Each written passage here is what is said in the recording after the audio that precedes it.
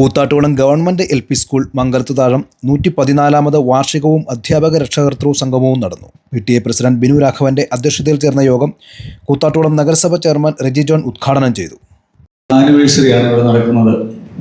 കൂത്താട്ടുകുളത്ത് നഗരസഭയുടെ കീഴിൽ 3 LP സ്കൂളുകളുണ്ട്. 100-ലധികം, അത് 110, 114 റേഞ്ചുള്ള 3 LP സ്കൂളുകൾ എടയാറ്, വടകര, മംഗലത്തുതാഴം.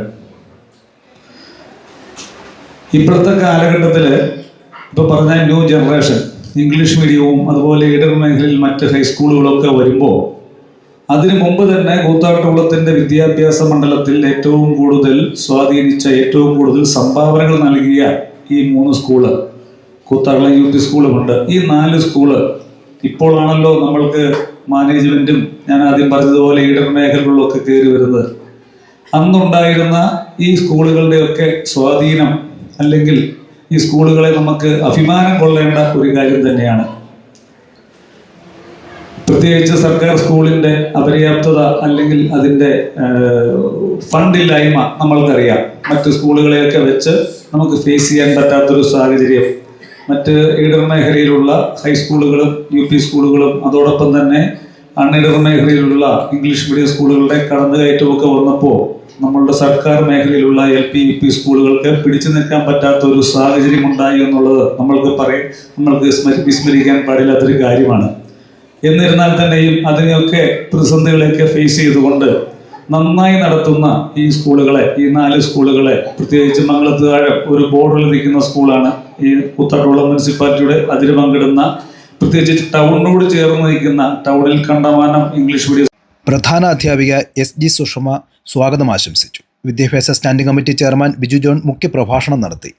അടിസ്ഥാന സൗകര്യം അല്പം കുറവുണ്ടെങ്കിൽ പോലും വിദ്യാഭ്യാസ കാര്യത്തിൽ നൈപുണ്യം നേടിയ അധ്യാപകരും അവരുടെ ആത്മാർത്ഥതയും കഴിവും കൊണ്ട് ഒരുപാട് വിദ്യാർത്ഥികൾ നമ്മുടെ ഈ ഗവൺമെൻറ് LP സ്കൂളിൽ നിന്ന് വിവിധ മേഖലകളിൽ അവരുടെ പ്രാവീണ്യം തെളിയിച്ച് മുന്നോട്ട് പോയിട്ടുണ്ട്. പണ്ടൊക്കെ നമ്മുടെ വിദ്യാർത്ഥിനികൾക്ക് നമ്മുടെ സ്കൂളിൽ എത്തിക്കഴിയുമ്പോൾ തീർച്ചയായിട്ടും ഇന്നുള്ള സൗകര്യങ്ങൾ വളരെ കുറവായിരുന്നു. അതിനൊക്കെ ഒരുപാട് കാര്യങ്ങൾ മാറ്റം വന്നു. ഇപ്പോൾ ഒരു ഹൈടെക് രീതിയിലേക്കാണ് നമ്മുടെ വിദ്യാഭ്യാസ സമ്പ്രദായം പോയിക്കൊണ്ടിരിക്കുന്നത്.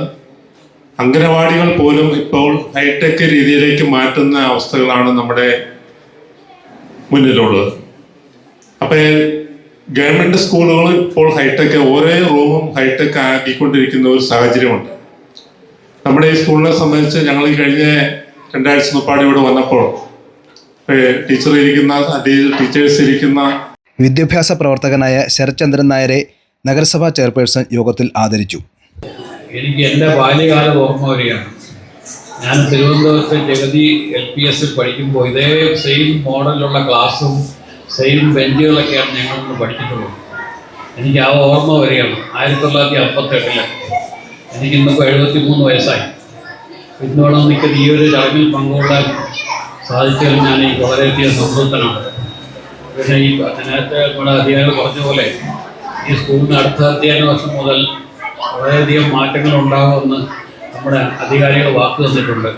അപ്പോൾ അതിനോടൊപ്പം ഞാനും എൻ്റേതായ എല്ലാ ഒരു സഹായ സഹകരണങ്ങളും ചെയ്യാമെന്ന് ഞാൻ വാഗ്ദാനം ചെയ്യുന്നു.